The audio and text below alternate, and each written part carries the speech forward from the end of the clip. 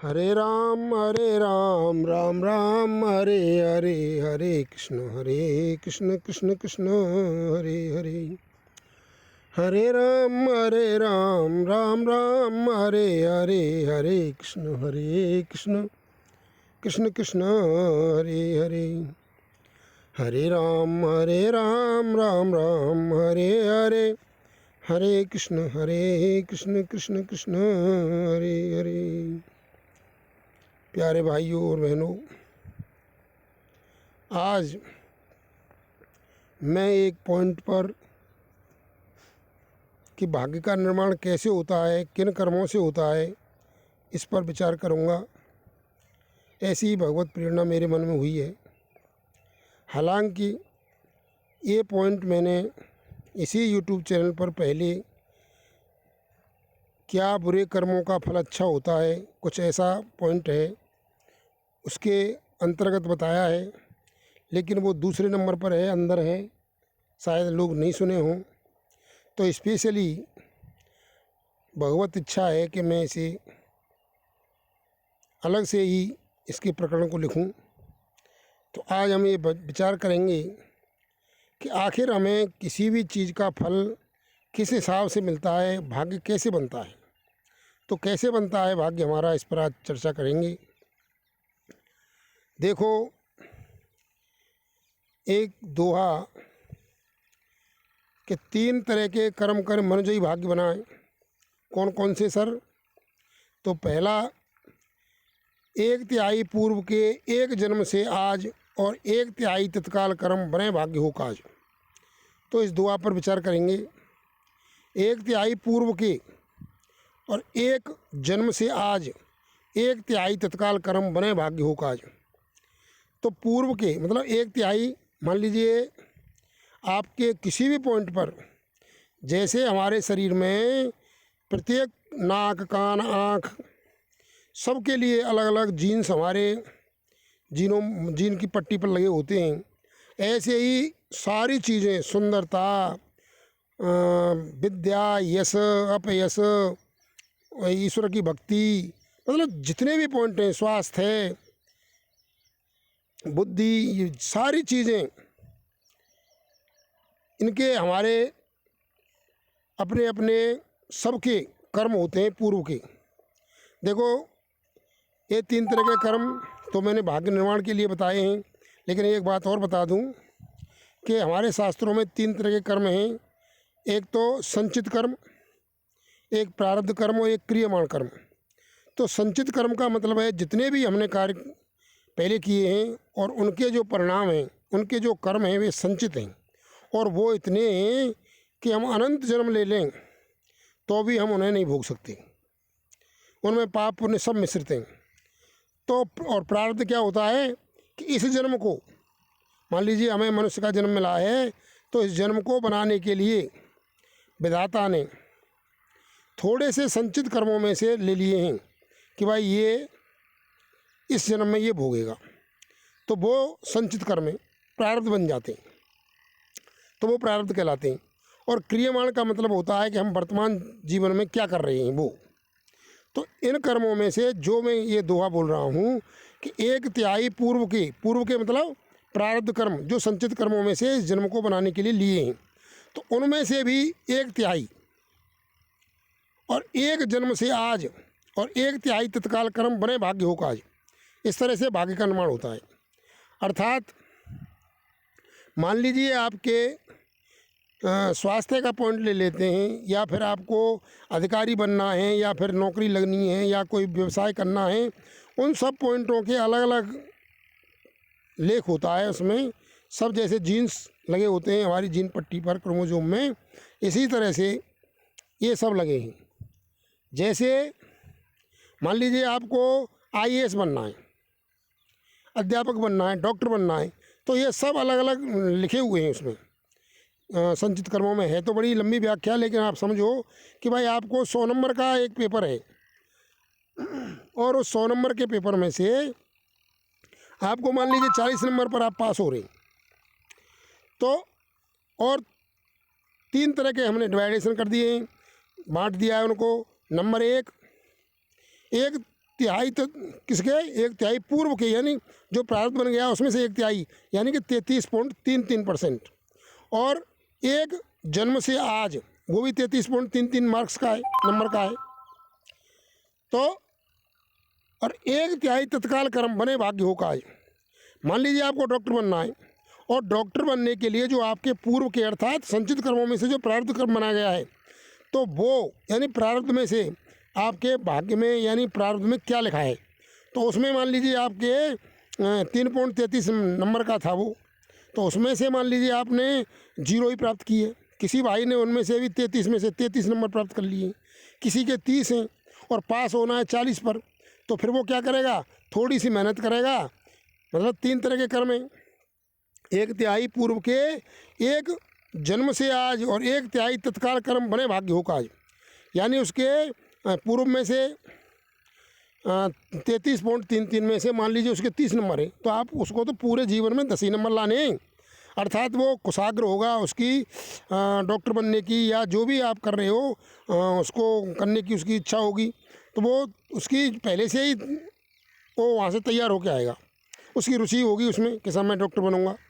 और फिर 1/3 कब के, जन्म से आज, तो जन्म से आकर के ही वो कार्य करेगा कि भाई पढ़ेगा और साइंस लेगा, बायो लेकर के तैयारी करेगा, तो वो ऐसी रुचि होगी उसकी, तो वो तत्काल 10 नंबर लाने उसको, और 40 पर पास होते हैं तो वो तत्काल डॉक्टर बन जाएगा।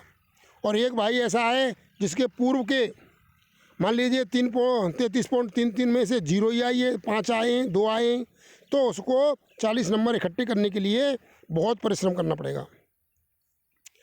यानी कि पूर्व का जो प्रारब्ध कर्म है वो इसमें शामिल है। लेकिन अब आप समझ गए होंगे कि प्रारब्ध कर्म में 3.33 नंबर हैं, और अब के भाग्य में, भाग्य निर्माण के लिए हमारे पास 66.66 नंबर बचते हैं। तो 66.66 में से भी हम 40 नंबर ला सकते हैं। भाई हमें 40 नंबर पर पास होना है, और हमारे पास इस जीवन में मान लीजिए प्रारब्ध कर्म में या 1/3 जो पूर्व के कर्म है उसमें उसकी 0 आई है, यानी 33.33 में से उसके 0 मार्क्स हैं, 0 नंबर हैं। और अब उसके पास 2 तरह के कर्म बचे, एक जन्म से आज और एक तत्काल कर्म, उनमें 66.66 नंबर हैं, यानी 67 नंबर के करीब हैं, और उनमें से उसको 40 लाने। तो वो अगर मेहनत करे ढंग से तो भी वो 40 नंबर ला सकता है। इस तरह से उसका भाग्य निर्माण हो सकता है। अर्थात उसके पूर्व के कर्म यानी प्रारब्ध में 0 है, भाग्य पूर्व में से 0 लेकर के आया है, तो भी वो किसी भी कार्य को कर सकता है। इसी बात को लेकर के साइकोलॉजिस्ट कहते हैं कि हमें कोई भी बच्चा दे दीजिए और हम उसे जैसा चाहे बना सकते हैं। तो कहने का मतलब है कि भाई इस जीवन में हमारे 66.66 नंबर भगवान ने दे रखे हैं, उसको कहते हैं हम पुरुषार्थ। शास्त्रों में 2 शब्द आते हैं, प्रारब्ध और पुरुषार्थ। तो प्रारब्ध में हमारे 33.33 मार्क्स हैं, और पुरुषार्थ अगर हम करें इस जीवन में जन्म से लेकर के और किसी कार्य के होने तक, तो उसके 66.66 मार्क्स हैं, नंबर हैं। अगर कोई मेहनत करे बचपन से ही किसी के मार्गदर्शन में अच्छा मिल जाए तो वो वही कर सकता है। मान लीजिए बिल्कुल बुद्धू है, ऐसे उदाहरण हमने इतिहास में सुने हैं हमारे यहाँ कि बिल्कुल पागल लोगों को भी, जिनकी उम्र 4-4, 6-6 साल थी और 8-8 साल थी, वे पागल थे, और किसी सच्चे संत के द्वारा उनको विधि विधान से उनके लिए पूर्व समय में हमारे यहाँ ऐसी विद्याएं प्रचलित थीं। गायत्री मंत्र का जाप या दूसरे अनुष्ठान कराए गए, उसकी बुद्धि शुद्ध हुई और फिर वो एकदम से तेजस्वी और विद्वान हो गया। तो कहने का मतलब है कि अगर जन्म से ही आदमी उसको कोई ऐसा गाइड करे, कोई गुरु का हो या उसका कोई भी संबंधी हो, और वो उसको जानकार आदमी हो, तो कुछ भी करवा सकता है। इसी बात को आजकल के मनोवैज्ञानिक साइकोलॉजिस्ट कहते हैं कि भाई हमें कोई बच्चा दे दो, हम करवा सकेंगे। क्यों? क्योंकि भाग्य का निर्माण कैसे होता है ये मैंने आपको बता दिया, लेकिन समझ में नहीं आया तो दोबारा बताता हूँ कि भाई 1/3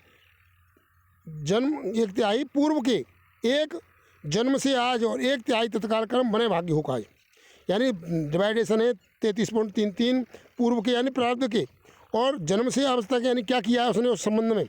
मान लीजिए वो IAS बनना चाहता है तो उसने ग्रेजुएशन किया है कि नहीं किया है, डॉक्टर बनना चाहता है तो उसने साइंस बायो लेकर के सीनियर किया है कि नहीं किया है, तो यहाँ तक तो वो एक जन्म का हो गया, इस जन्म का, और पूर्व में जो भी है वो ठीक है।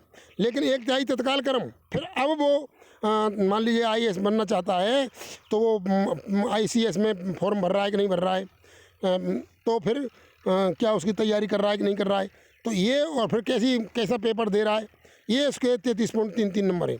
ऐसे ही डॉक्टरी का भी वो नीट की या तैयारी कर रहा है कि नहीं कर रहा है, उसका पेपर कैसे दे रहा है, तो डॉक्टर भी हो जाएगा। तो कहने का मतलब है कि इस तरह से भाग्य का निर्माण होता है। ऐसे नहीं है कि भाई जो भगवान ने लिख दिया है वही होगा। शास्त्रों में ऐसा कहीं भी नहीं लिख रहा है कि भगवान जो लिख दिया वही होगा साहब, वो तो विधि के अंग कोई मेट ही नहीं सकता। ये व्यर्थ की आलसियों की बातें हैं। यानी कि योग वासिष्ठ महारामायण आती है एक, जिसमें पुरुषार्थ और प्रारब्ध उन दोनों की टक्कर बताई है। तो उसमें बताया गया है कि भाई पुरुषार्थ प्रारब्ध से बड़ा है, यानी दो, उसमें लिखा है कि दो भेड़े हैं। भेड़े का मतलब क्या कहें उनको, सीप भेड़ों में जो नर होता है वो भेड़ा है। तो दो भेड़े, मेंढे बोलते हैं उसको, दो मेंढे आपस में टक्कर करते हैं, यानी प्रारब्ध और पुरुषार्थ। तो वो कह रहे हैं कि भाई मैं बता रहा हूँ कि भाई प्रारब्ध को पुरुषार्थ हरा देगा, यानी प्रारब्ध हारेगा और पुरुषार्थ जीतेगा। तो इस बात को वे विशेषकर भगवत प्राप्ति के लिए लगाते हैं। अगर आपको भगवत प्राप्ति करनी है तो आपके प्रारब्ध में कुछ भी नहीं है, लेकिन अगर आपको बचपन से ही ये बात मिल जाए, कहीं सत्संग मिल जाए और संग मिल जाए, तो आप अवश्य ही भगवत प्राप्ति कर सकते हैं इस जीवन में, चाहे आपके पूर्व जन्म में कुछ भी सही, अगर आपको संगति प्राप्त हो जाए भगवत कृपा से।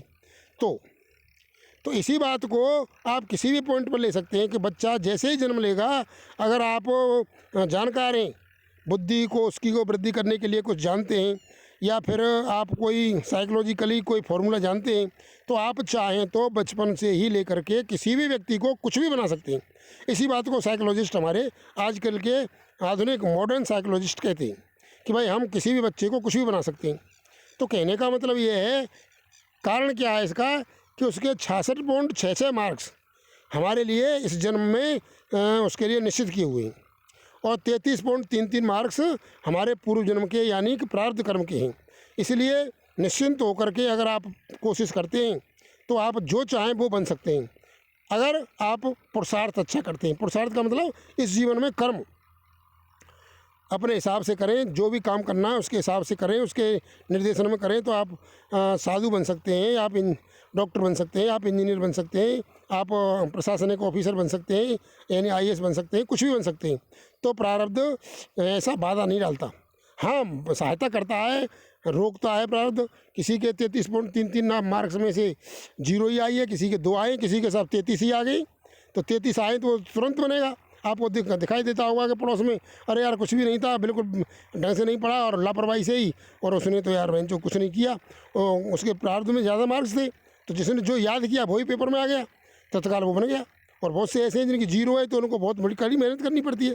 लेकिन ऐसा नहीं है कि भाई जिसके भाग्य में है वो ही बनेगा, यानी भाग्य न होने पर भी, भाग्य 0 होने पर भी, यानी प्रारब्ध 0 होने पर भी अगर आदमी पुरुषार्थ करता है तो जो चाहे वो बन सकता है। तो इस तरह से भाग्य का निर्माण होता है। इस बात को इस तरह से समझें कि शास्त्रों में ऐसी कोई बातें नहीं है कि भाई जो लिख दिया है वही होगा। ये बातें मतलब आलसियों द्वारा या प्रमादियों द्वारा फैलाई गई हैं कि भाई कुछ नहीं होगा, जो भी हो गया वो लिख दिया विधि के अंक के, या फिर बहमाता ने लिख दिया वो ही होगा। ये गलत बातें हैं, ये ऐसे नहीं होती। अगर ऐसे ही होगा तो फिर मनुष्य जन्म का सार्थकता ही खत्म हो जाएगी। तो कहने का मतलब ये है कि भाग्य का निर्माण कैसे होता है, इस बात को ऐसे समझें। 1/3 पूर्व के 1/3 पूर्व के एक जन्म से आज, और 1/3 तत्काल कर्म बने भाग्य हो काज। इस तरह से भाग्य का निर्माण होता है, इस तरह से समझें। और कुछ भी करने के लिए आप प्रारब्ध के ऊपर आश्रित न रह करके पुरुषार्थ के ऊपर ध्यान दें। धन्यवाद। ओम बोलो।